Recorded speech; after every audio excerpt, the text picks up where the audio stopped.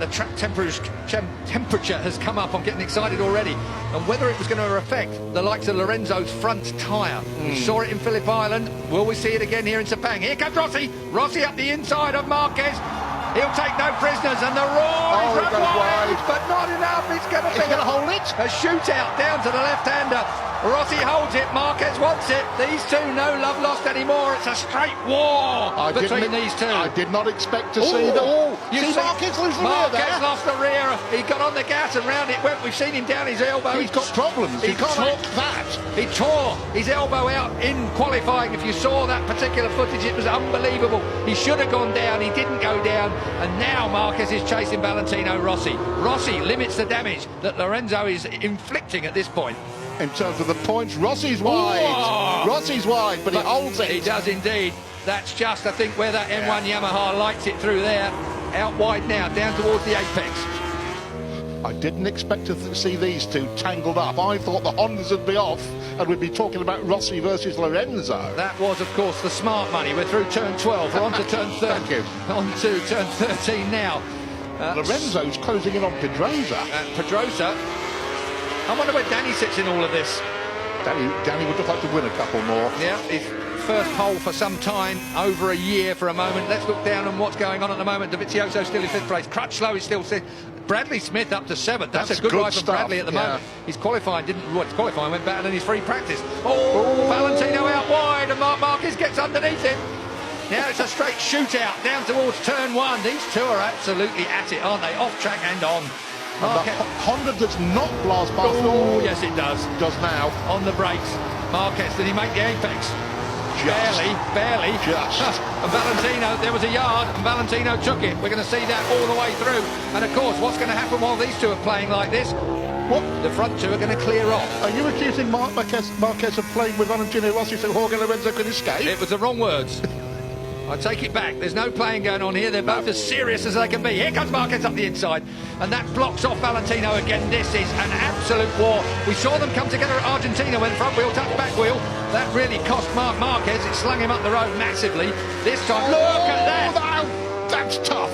Very fair. No, it's fair. Of course. It's tough, but fair.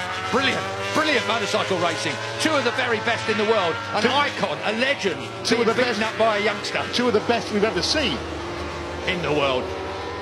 So, Sepang, I mean, if we've got any Formula 1 fans in the crowd, certainly here at Sepang, you're going to see more passes in this lap between these two than you've probably seen the entire race on track. That is turn 9 up there. That through 10, rising up to 11. Quick nod to Marco Simoncelli here, and again Valentino Rossi. He lost the front, he looks to the right, he lost the front, and through comes Marquez again. These two are at it. This is war, Keith. One is 22, one is 36. It is an incredible fight between the Spaniard and the legendary Italian.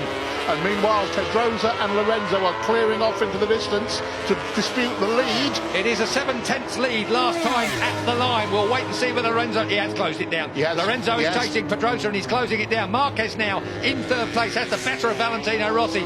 Wide again. But he pulls that Honda. He wants to get that Honda to that apex, up on the fat bit, fire it out of there. +2, Marquez. That says it's on Lorenzo's board. Down then towards turn 1. Still Danny Pedrosa and Jorge out front. What an incredible few opening laps here. 20-lap race. We're already with only 15 to go. Take a look at this. Here comes Valentino. Marquez early on the gas. He's not going to allow Valentino the opportunity. Did Valentino actually headbutt the back of the Repsol Honda? Involuntarily. Through. Oh. Man, you have no idea how hard that is to do, let alone stay on it. How close do you like it? Oh, that close. Whoop, straight back through. That's a reflex action when a motorcycle slides out from underneath you. Your outside leg comes off. Incredible save there from Valentino Rossi. We saw an even bigger save from Marquez in qualifying. But we've seen Mark have a couple of serious bits of misbehaviour already in this race. Look at this. I thought Valentino... We're going to see more yet, Julian. That's a fact. Straight underneath, and he moves Marquez off the line. Valentino Rossi. And again. Feet off the footrest, looks round. I wouldn't bother waving. This is Barry Sheen versus Kenny Roberts, 1979, ladies and gentlemen, and everybody's shaking their heads.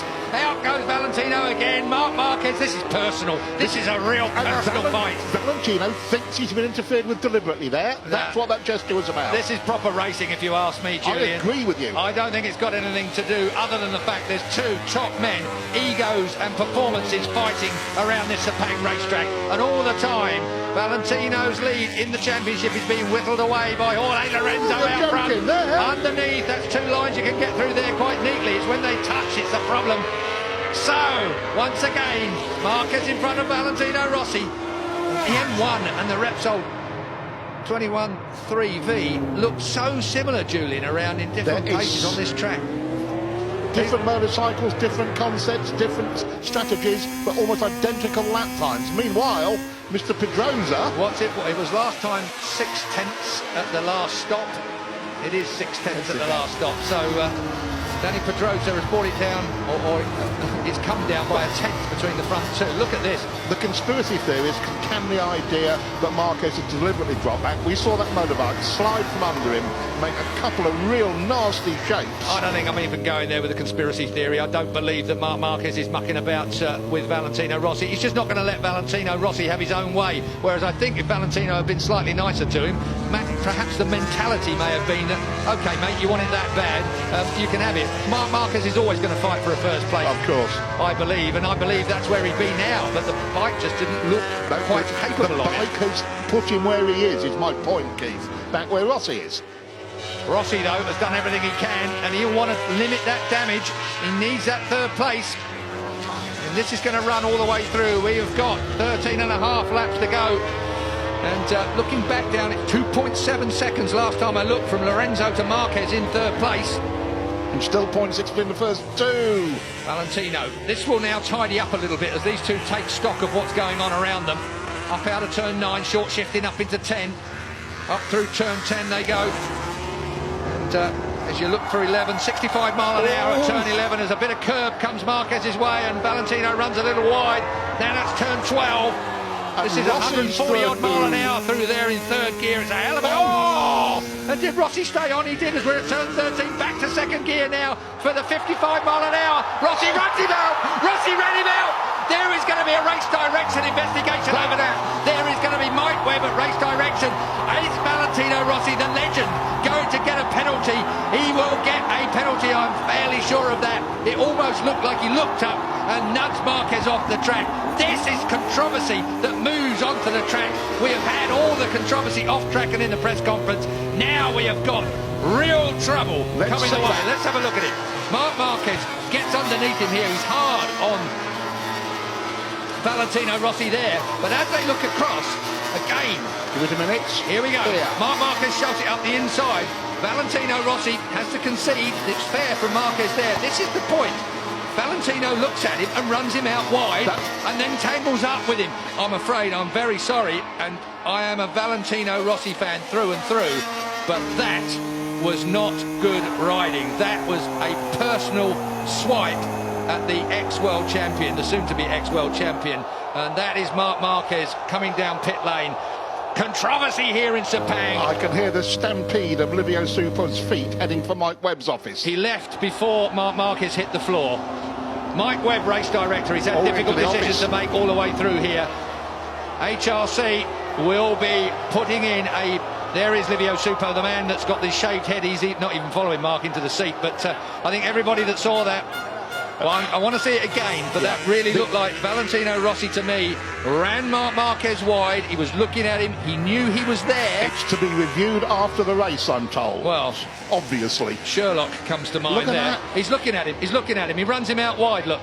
And then he gets tangled up with him. I don't think he intentionally tangled with him. That's a point worth making. I don't think Valentino Rossi intentionally tangled with him, but he did intentionally running out wide, which caught part of the Repsol Honda motorcycle. Can I ask a question? How would you run out if you missed a gear?